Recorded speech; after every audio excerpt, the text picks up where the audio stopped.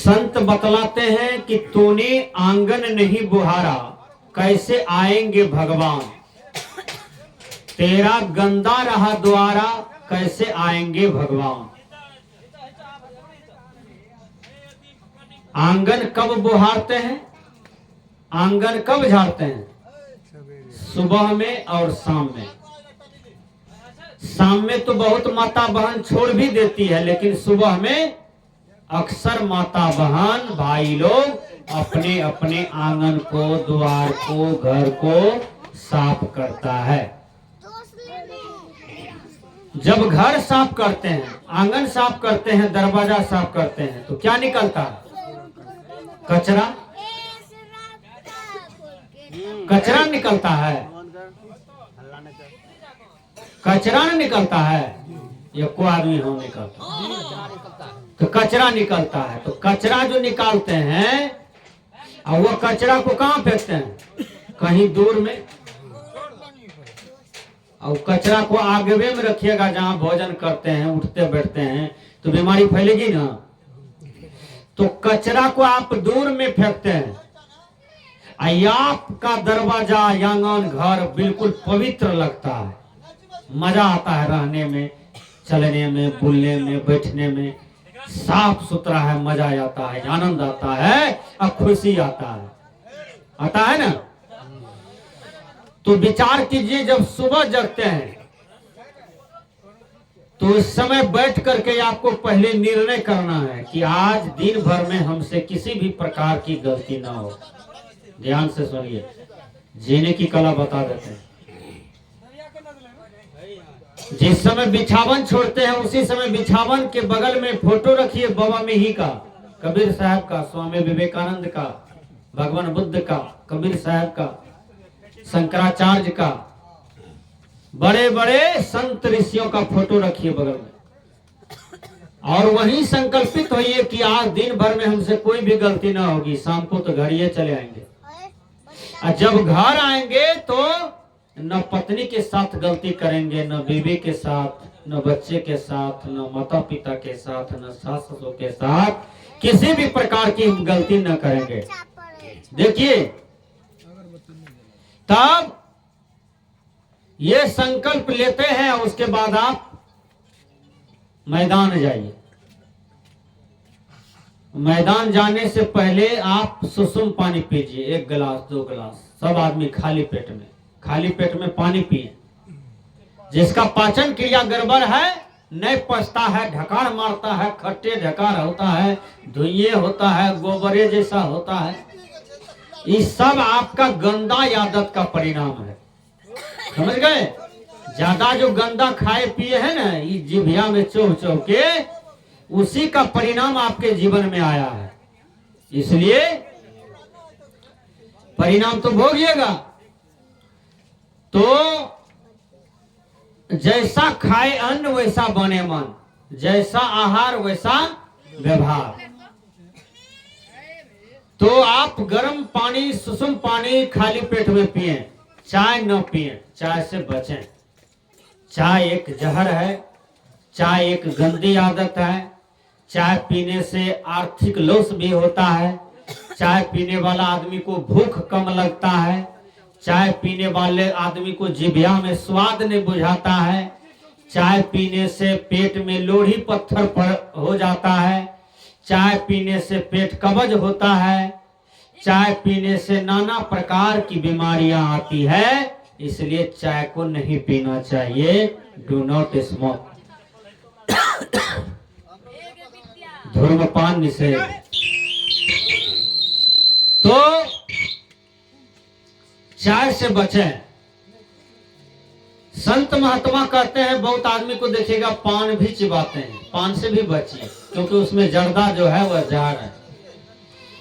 और सुपारी भी नशीला होता है, तो सुपारी से भी आप बचें। सुपारी भी बहुत पेट में गर्मी पैदा करता है, पाचन क्रिया में गड़बड़ी पैदा करता है, उनसे भी बचें। जो आपके जीवन में हानि देता है, हानि पहुंचाता है, उनसे बचें।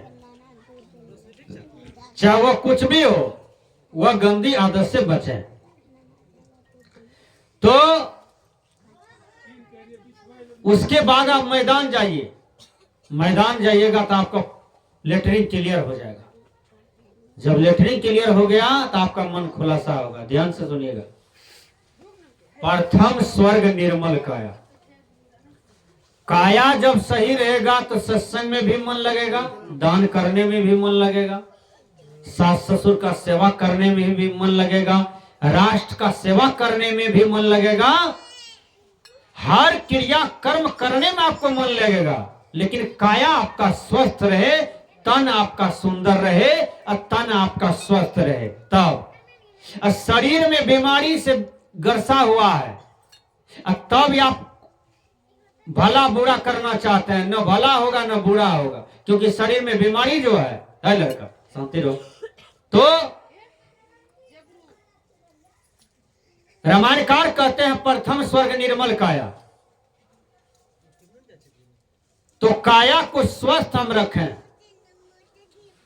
तो उसके बाद मैदान करके आए। अब क्या करना चाहिए, ध्यान दीजिए माता बहन, चौका लगाओ चूल्हा के पास, कहीं गैस चूल्हा है उसको कपड़ा से साफ करो, हथरखी को साफ करो, जिससे रोज दाल की हंडी, सब्जी की हंडी, भात की हंडी तवा पकड़ती हो, वो हथरखी को साफ भी करते रहो। काला कलोटा बना देते हो नहीं, उसको भी साफ करना चाहिए।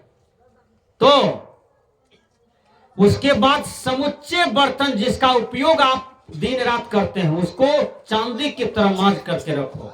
बहुत आदमी का बर्तन भी गंदा रहता है, गिलास में जूठा लगले है, कटोरा बाटी में जूठा लगले है, थाली में जूठा लगले है, उसी में खाने के लिए ससुर को दे दिए, भैंसुर को दे दिए, पति को दे दिए, परिवार में सबको दे दिए। बहुत से माता बहन क्या करती है, नाखून रखती है बायां हाथ में, नाखून। तो नाखून थोड़ा सा भी बढ़ जाए तो उसको ब्लेड से काटो, विचार कीजिए। और वो नाखून रखते हैं बायां हाथ में, अब बायां हाथ में अंगूठी पहनते हैं। ये दो बहुत बुरा चीज है, माता का दुर्गुण। तो ये बहुत बुरा चीज है, नाखून और अंगूठी, इसको मत उपयोग कीजिए। नाखून को काटते रहिए, हर आदमी साफ कीजिए नाखून को। नाखून बढ़ाने से कोई लड़का सुंदर हो जाएगा, कोई लड़की सुंदर हो जाएगा, ऐसी बात नहीं है। नाखून बढ़ा के रखने वाली लड़की 5 उंगली का लगती है बनरनी जैसा, विचार कीजिए। उसका हाथ देखिएगा लगेगा बनरनी है। लड़का लोग जो रखता है उसको यलता से रंगाता है, वो लगता है बनरवा है, हाथ देखिएगा। तो इस लेकर के नाखून बढ़ाने से न कोई लड़का सुंदर होता है न कोई लड़की सुंदर होता है। सुंदर कौन होता है, जिसका कर्म सुंदर है, विचार सुंदर है, व्यवहार सुंदर है, वो सुंदर होता है। तो ये अंगूठी पहनती है माता बहन सब। तो अंगूठी जो पहनती है, बता देता हूं, ऐ अंगूठी पहनने वाली मेरी बात समझो, बाएं हाथ में अंगूठी पहनती हो। एक बहन को हम देखें, ये नाक है ना, नाक में 2 छदा है, एक इधर से एक इधर से। छदा क्यों दिया है, नेटा फेंकने के लिए, है ना। अब कहीं इधर से जाम रहे, ढलैया हो जाए इधर से। ये शरीर क्या है, ये शरीर रच रच के ढलैया हुआ है, तब ना शरीर है। छदा है तो ढलैया छोड़ा गया है, वहां ईटा नहीं लगा है। तो यहाँ नाक में 2 छदा है, तो एक जगह छदा करके आप नकबुन्नी डालते हैं, नथिया डालते हैं नाक में, तो वो शोभा देता है। यही नाक में 3 ठो पिलर धांस दिए, एक पिलर यहाँ है, एक इधर है, एक इधरो है। विचार कीजिए, सर्दी हो जाए घमासान, तब कैसे पकड़िएगा, कैसे फेंकिएगा, बोलिए कैसे फेंकिएगा। इसलिए ये नाक में एक छदा हो, एक नथिया नकबुन्नी होती, महिला का शोभनीय चीज है, ये चल सकता है। यदि नहीं है पिलर गाड़ी है, नहीं है नथिया नकबुन्नी है, तो क्या कहेगा, ये लेडीज ने है, बोलिए वो लेडीज ने है। या वो महिला मां नहीं है कि? तो विचार कीजिए, यह सब एक प्रकार की आडंबर है। गहना या भूषण पहनने से कोई सुंदर हो जाएगा ऐसी बात भी नहीं है, समझे ना। जो सुंदर है ना तो वो कहीं भी खड़ा रहेगा तो सुंदर लगेगा, चाहे उसका विचार सुंदर हो और कि उसका रूप सुंदर हो। वो कुछ नहीं हो पहनेगा तो सुंदर लगवे करेगा। इसलिए तो मैंने कहा कि व्यक्ति जो होता है, कुशल जो होता है, तो वह अपने व्यवहार से और विचार से कुशल होता है।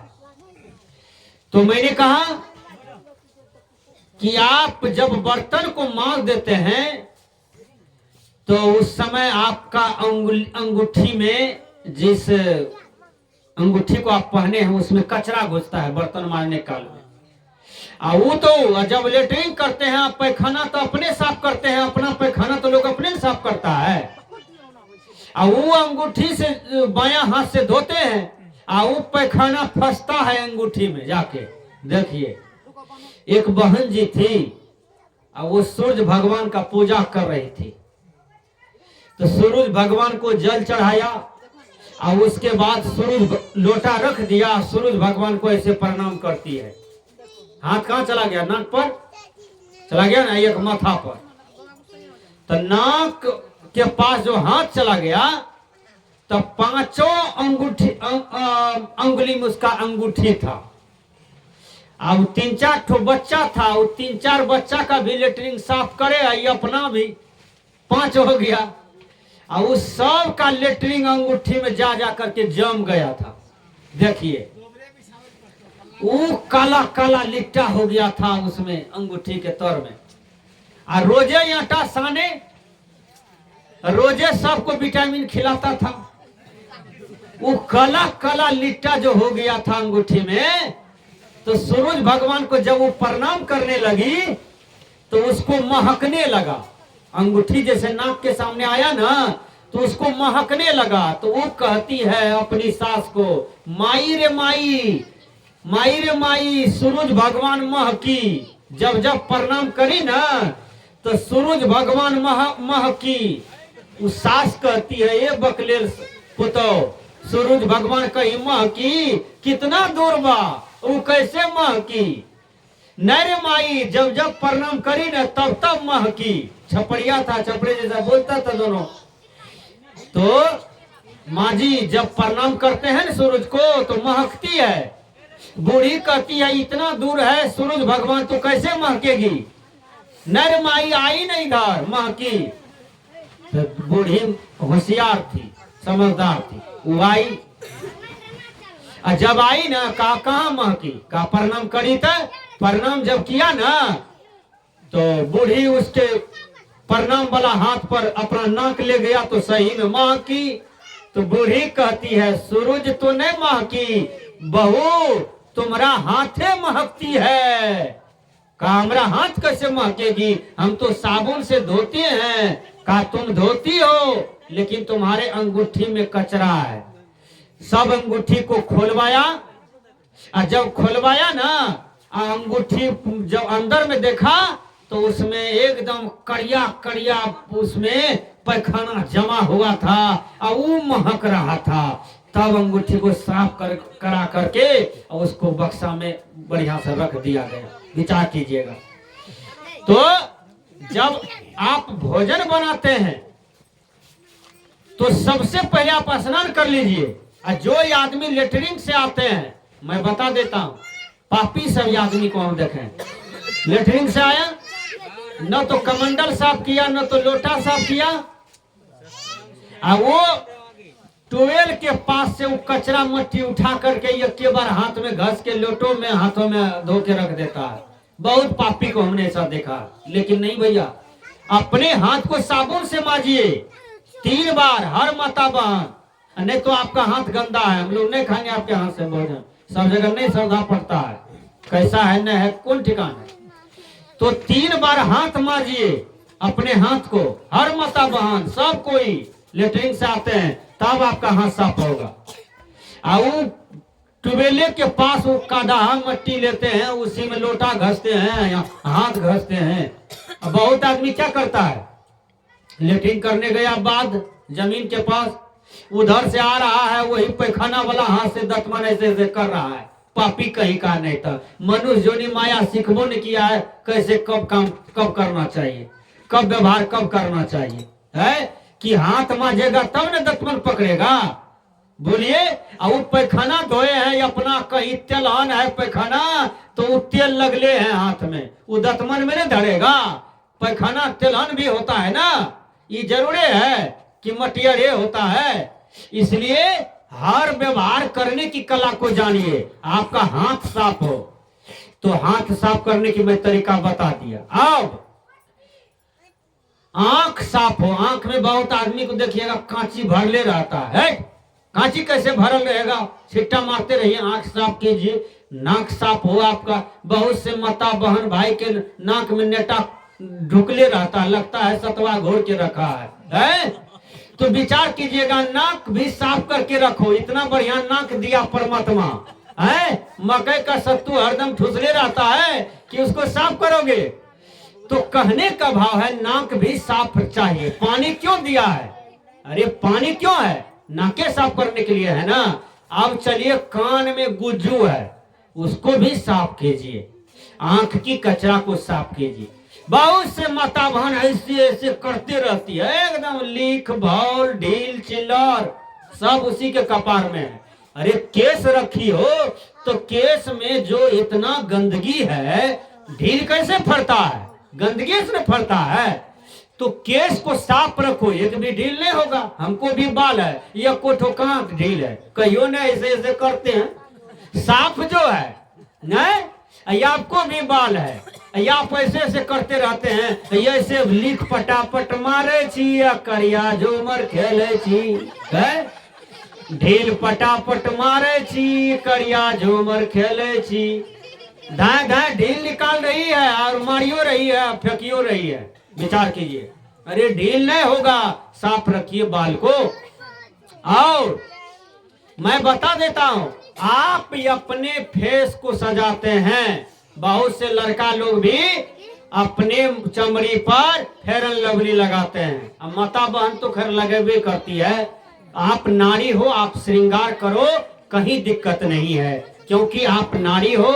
नारी घर की वस्तु है। नारी जो है वह आंगन द्वार घर की गृह शोभनी है। आप अपने शरीर को सजाओ, विचार को भी सजा के रखो, व्यवहार को भी सजा के रखो। आपका सब चीज सुंदर हो तो बहुत बढ़िया बात है, कहीं कोई दिक्कत नहीं है। लेकिन हमारे भाई लोग भी चमड़ी सजाते रहते हैं। नहीं, आप बहुत से लड़का को देखिए, वो क्या करता है, टोपी पहनता है, लेकिन टोपी पहनने का उसको ढंग नहीं है। टोपी का मुंह रहना चाहिए नहीं, इधर वो कर देता है पीछे। अच्छा लगता है देखने में? बोलिए, अच्छा लगता है? चश्मा रहना चाहिए, आंख पर चश्मा रहता है, यहाँ कनपट्टी, यहाँ क्या कहते हैं कपार पर, वो अच्छा लगता है? यही पहनने की तरीका है। तो मैं व्यवहार की कला बता रहा हूं आपको, जीना कैसे है, व्यवहारिक दिनचर्या आपका कैसे हो। तब आप स्नान कर लीजिए, स्नान करके तब भोजन बनाइए। भोजन जो भी माता बहन बनाते हैं तो समझिए हम पूजा करने गए। क्या? पूजा करने। जैसा मन से भोजन बनाइएगा, वह भोजन परिवार का सब आदमी खाता है। तो यदि आपका शुद्ध मन से भोजन बनता है तो आपके यहाँ होनहार पोता पोती जन्म लेगा, होनहार नाती नतनी जन्म लेगा, होनहार बेटा बेटी जन्म लेगा। भोजने पर सब चीज निर्भर है। अब भोजन गंदा खाते हैं, भोजन बनाए हैं गंदा मन से, खा रहे हैं गंदा मन से, है और पच रहा है गंदा मन से, तब आप बाल बच्चा पैदा करने गए हैं तो गंदे पैदा लेगा। इसलिए नीतिकार ने कहा, आहार शुद्धो सत्व शुद्धो असत्व शुद्धो ध्रुवा स्मृति स्मृति लंबे सर्व ग्रंथि नाम विप्रमोक्षा। कहा आहार के शुद्ध होने से अंतःकरण शुद्ध होता है, अंतःकरण शुद्ध होने से स्मृति अस्थिर होती है, और स्मृति अस्थिर होने से विप्र मोक्ष, वह मोक्ष के अधिकारी होता है। तो स्नान कीजिए और उसके बाद आप भोजन बनाइए। स्नान कीजिए, भोजन बनाइए, तब सबको बढ़िया से खिलाइए पिलाइए। देखिए, आप 3 गोतनी हैं परिवार में, ध्यान से सुनिए, मेल से रहिए, प्रेम से रहिए। मर करके बांस बाड़ी, आम बाड़ी, नहर के कता में जब आपको जला देगा सब मिलके, पूरे जीनगंज के लोग, अब वहां से उलट के देखिए आपके साथ में क्या सब गया। ध्यान दीजिए मेरी बात पर, हम क्या कर रहे हैं। जब आपके देह को जला करके छोड़ दिया है नहर कथा में, वहां से आप कल्पना कीजिए कि आज मेरा कौन है। ध्यान से सुनिए, कोई है आपका, या आप राख पड़े हुए हैं नहर कथा में, क्या गया आपके साथ में, कुछ गया। इसलिए भैया मनुष्य तन बड़ी कठिन से मिला है, अब प्रेम से जिए, नफरत न करें। नफरत की दुनिया को छोड़ के प्रेम की दुनिया में खुश रहना मेरे यार। सब कोई खुश रहें, सब कोई हंसते रहें, सबका जीवन स्वर्गमय हो, सबका जीवन चकाचक हो। कोई अपने गाल मुंह को पचैया बिरहनी की तरह मत रखिए, गोतनी से गोतनी, भाई से भाई, पड़ोसी से पड़ोसी। कबीर साहब ने कहा, गुरु से कर ले मेल गंवारा, रे क्या सोचत बारंबार। तो मैं क्रिया की बात बता रहा था। तब आप भोजन कीजिए, पूरे परिवार को बैठा के भोजन कराइए, ये आपका धर्म बनता है माता बहन। जब भोजन करा देते हैं तब आपको क्या करना है, ध्यान दीजिए तुरंत। आपको परिवार में जितने भी कपड़े गंदे हैं सबको सर्फ साबुन से फींचिए। जिसको जो काम मिल जाए तुरंत तुरंत। गाय पानी के लिए तरस रही है द्वार पर, दूध खाते हैं 1 किलो है, 1 किलो दूध पीते हैं, कहते हैं ताकत आया है। गाय को पानी के पिलाएगा नौकर, कि आप पानी पिलाइएगा, पिला दीजिए। नौकर कहाँ मिलता है, गया नौकरी का जमाना। आप स्वयं नौकर बनिए हर चीज का, तब आपका काम काज ठोस होगा। तो मैंने कहा उसके बाद आपको क्या करना है, जब इतना काम आपसे हो जाता है, तब जब शाम होगा तो अगरबत्ती जला लो बहन। ध्यान दीजिए, शाम के क्रम में अगरबत्ती जलाओ, सास ससुर को दिखा के प्रणाम करो, माँ बाप को दिखा करके प्रणाम कीजिए। और जाइए आंगन में, महापुरुष का फोटो है, राम का, कृष्ण का, कबीर का, बुद्ध का, बाबा मेही का, उसको भी दिखाते हुए नमन करते हुए वह महान आदमी को, आपकी भावना पवित्र हो कि आप शाम का हम प्रसाद बनाने के लिए जा रहे हैं। भोजन को प्रसाद भी कहा गया है। प्रसाद केवल ही फोटो के पास, मंदिर के पास, गणपति भगवान के पास जो चढ़ता है वही तो प्रसाद नहीं है। शाम का प्रसाद बनाने के लिए जा रहे हैं, जिसमें ससुर खाएंगे, सास खाएगी, पति खाएंगे, भैंसुर खाएंगे और सभी बाल बच्चा खाएंगे। यानी आप पूजा करने जा रहे हैं, मन शुद्ध है। सबको पवा करके आप गरम तेल कर लीजिए, सास को थोड़ा पिछाड़ दीजिए, ससुर को लगा दीजिए, पति को भी सहला दीजिए, अब बस सो जाइए हंसते हंसते। आपका भर दिन चकाचक। जब एक दिन चकाचक बीत गया तो रोज सुबह में यही संकल्प लीजिए, 365 दिन आपका जीवन चकाचक रहा। बोलिए, कहीं दुख है? कोई दुख नहीं है। अब किसी से झगड़ा नहीं करना है, किसी से वैर नहीं, कोई नफरत नहीं, बस यही याद रखना है, कोई भी बुरा कदम उठाइए, आपके अंदर में भगवान बैठा है, वो गवाह दे देगा। हाय, ध्यान दीजिए, भगवान कहाँ है? भगवान पीपर गाछ के पास नहीं है, मंदिर मस्जिद में नहीं है, गिरजाघर में नहीं है। भगवान आपके दिल में है, भगवान आपके अंदर में बैठा हुआ है। मैं बता देता हूं, आप बगल वाले आदमी का चले जाइए कद्दू चुराने के लिए, आपको सब्जी नहीं है, अब पड़ोसी में एक आदमी को कद्दू बाड़ी में फड़ा है 100, मन में होगा ये बुढ़िया कहियो देबो न कर जाए, तोड़ के मन है कहियो ले।